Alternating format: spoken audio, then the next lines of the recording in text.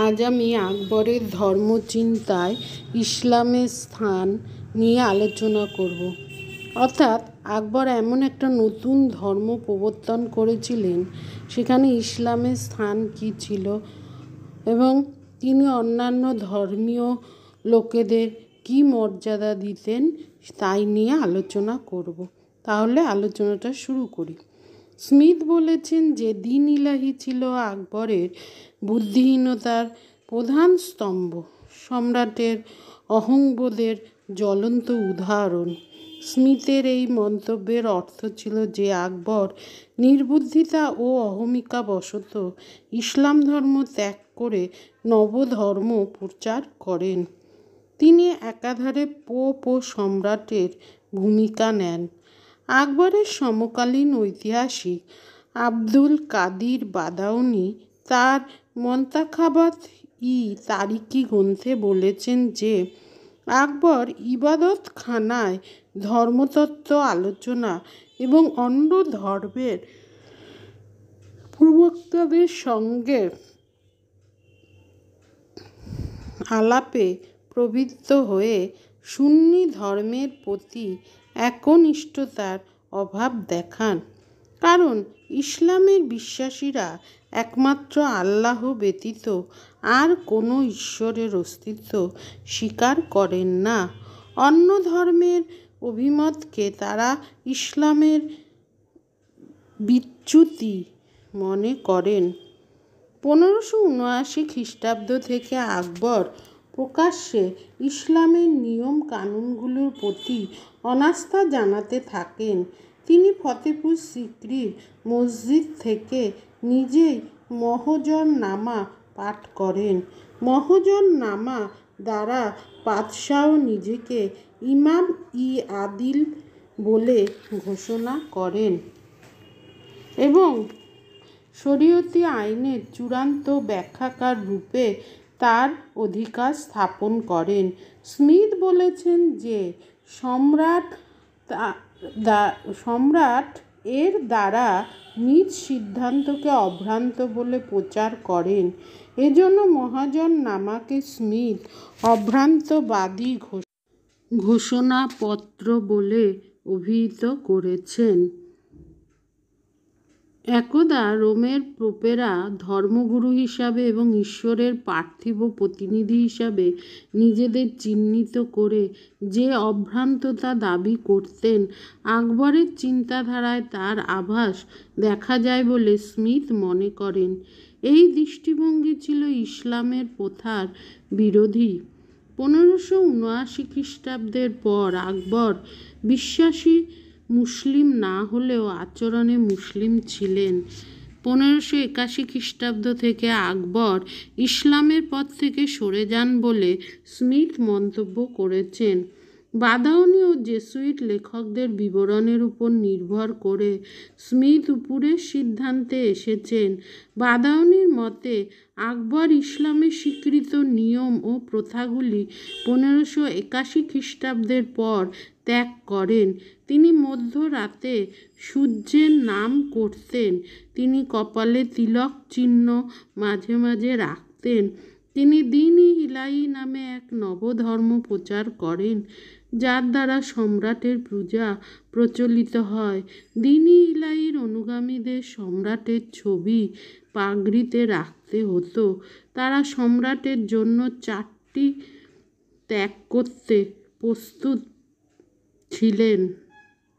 তাদের সেই 4টি ত্যাগ হল জীবন, সম্পত্তি, সম্মান ও ধর্ম। ইলাহিবাদীরা একটি আলাদা সম্প্রদায় হিসাবে পরস্পরের মধ্যে যোগাযোগ রেখে চলত। তারা পরস্পরের গৃহে পানভোজন করত, নিরামিষ খাদ্য খেত।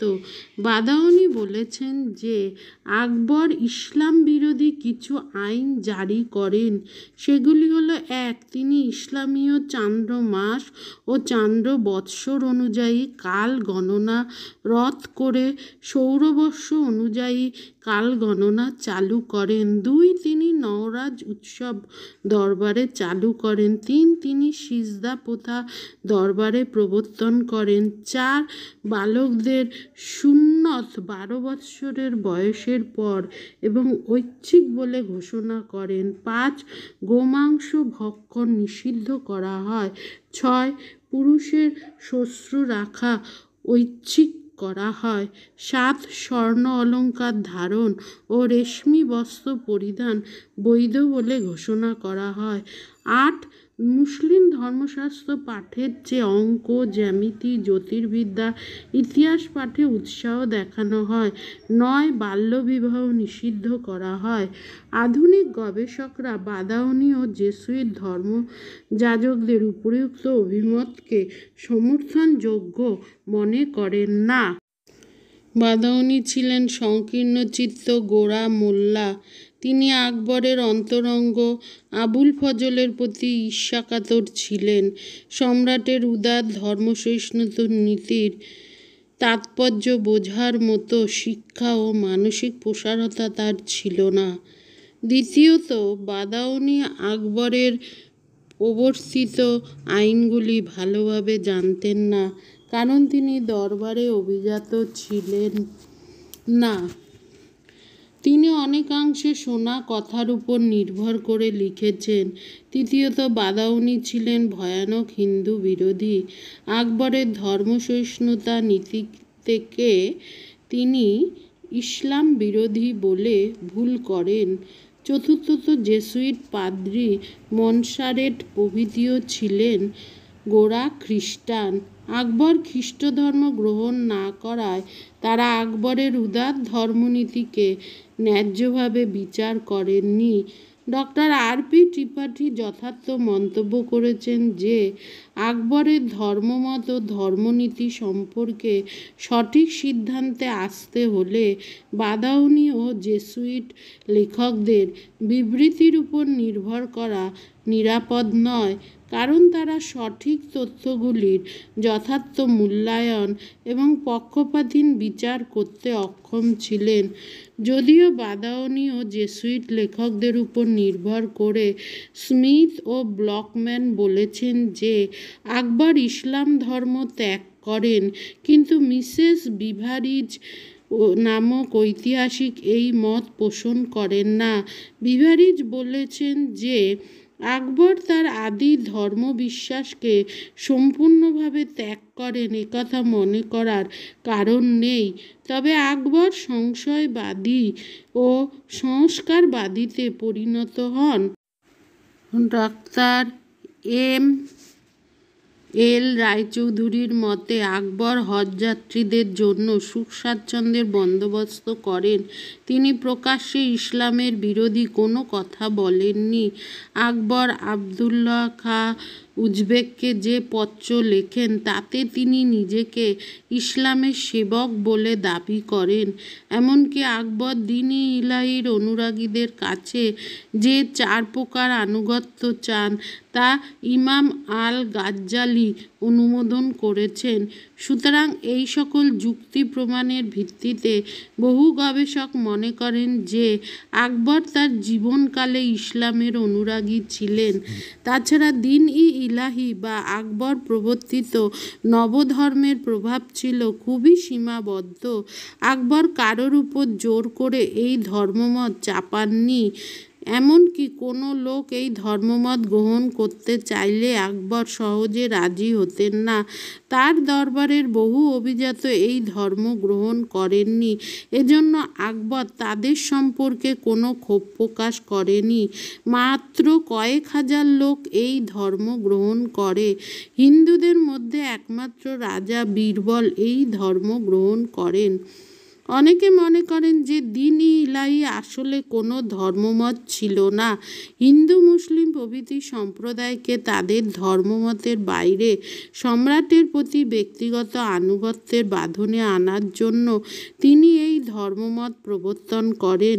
এটি ছিল তার রাষ্ট্রনৈতিক বিচক্ষণতার পরিচয়। পার্সিভাল স্পিয়ার বলেছেন যে সম্রাট পূজা দ্বারা তিনি ভারতবর্ষে প্রথম একটি মুসলিম রাজবংশের প্রতিষ্ঠা করেন, যা অবাধে হিন্দু ও মুসলিমদের আনুগত্য পায় এবং যার আধিপত্য কেবলমাত্র সামরিক শক্তির উপর প্রতিষ্ঠিত ছিল না। যদি আকবর রাজনৈতিক উদ্দেশ্যে তার ধর্মনীতি চালু করেন, তবে তার কাছে রাজনৈতিক উদ্দেশ্যই ছিল মুখ্য।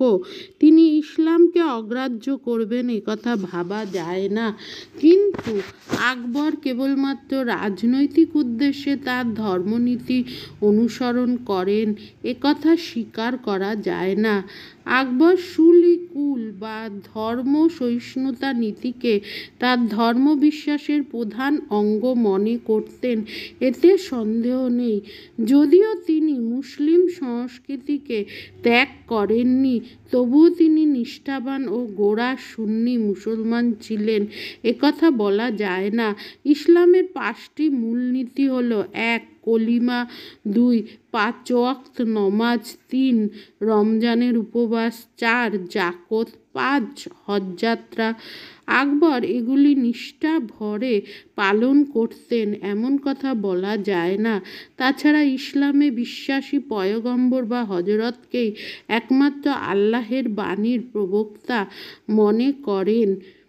সেক্ষেত্রে আকবর বিভিন্ন ধর্মের তত্ত্ব আলোচনা, সূর্য উপাসনা, মহাজননামা, দ্বীন-ই ইলাহির দ্বারা খাঁটি ইসলামের পথ থেকে বিচ্যুত হন বলে অনেকে মনে করেন। তিনি ছিলেন সংস্কারক ও যুক্তিবাদী মুসলিম, কিন্তু গোঁড়া মুসলিমরা সংস্কারদের ধর্মত্যাগী মনে করেন।